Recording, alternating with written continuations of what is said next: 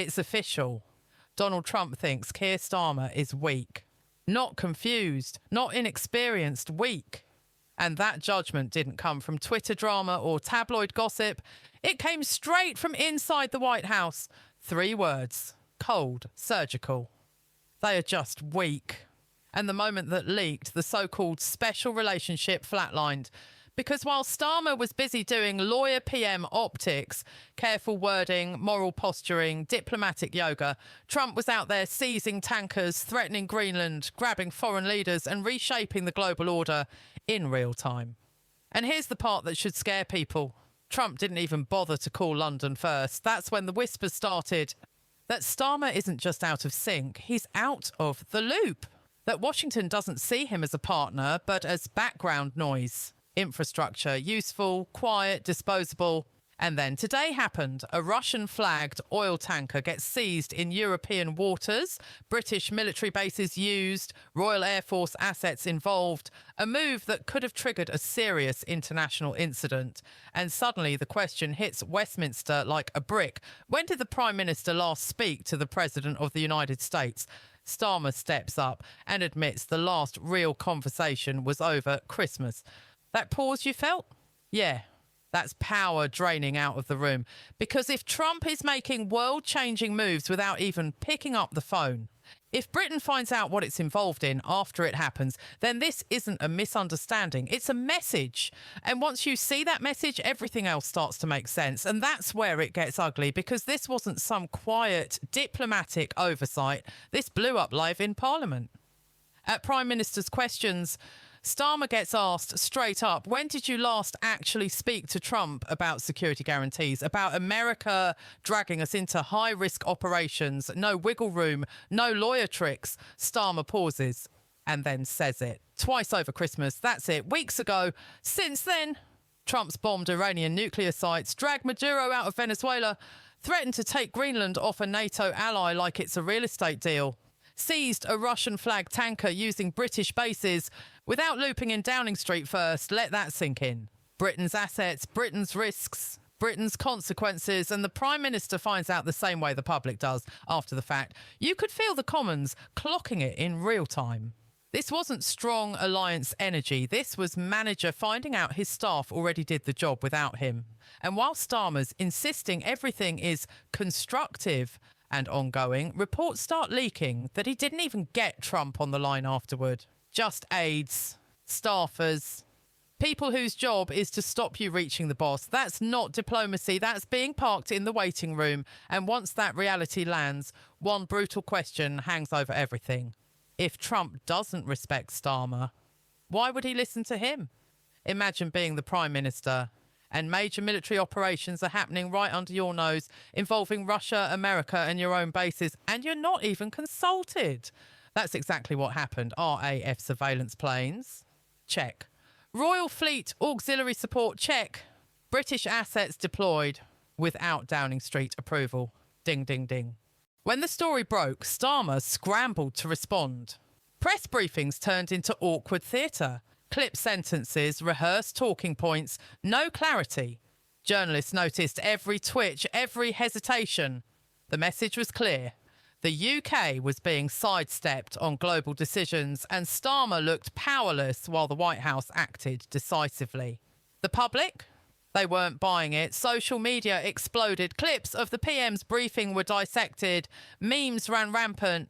And Twitter threads compared his performance to Trump's no-nonsense decisiveness. Britain wasn't just humiliated. It was made to look irrelevant on the world stage. And then came the reaction, both private and public. Sources inside the White House made it crystal clear Trump thought Starmer was weak. No nuance, no diplomatic sugarcoating, just blunt judgment. Meanwhile, across the UK, social media went full meltdown. Clips of PMQS paired with tweets calling out his absence from critical conversations went viral. Commentators tore into the idea that the leader of Britain was left on the sidelines while America moved mountains. Literally, the narrative was unstoppable. Starmer's influence? Questioned. His judgment? Doubtful. His ability to act on behalf of Britain? Now a full-blown story of international humiliation. And every hour that passed, the optics only got worse. Downing Street promised a direct line. Starmer will speak to President Trump, they said. Reality? A disaster. Instead of the Oval Office, he got staffers. Instead of face-to-face, he got aides.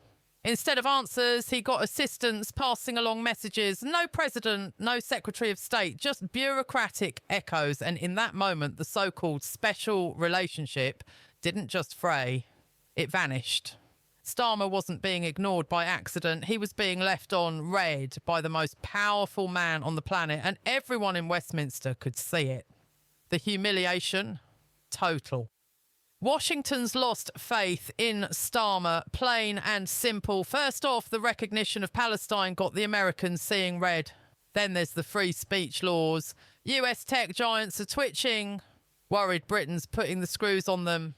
Add to that the sense that Britain's drifting all over the map, ideologically speaking.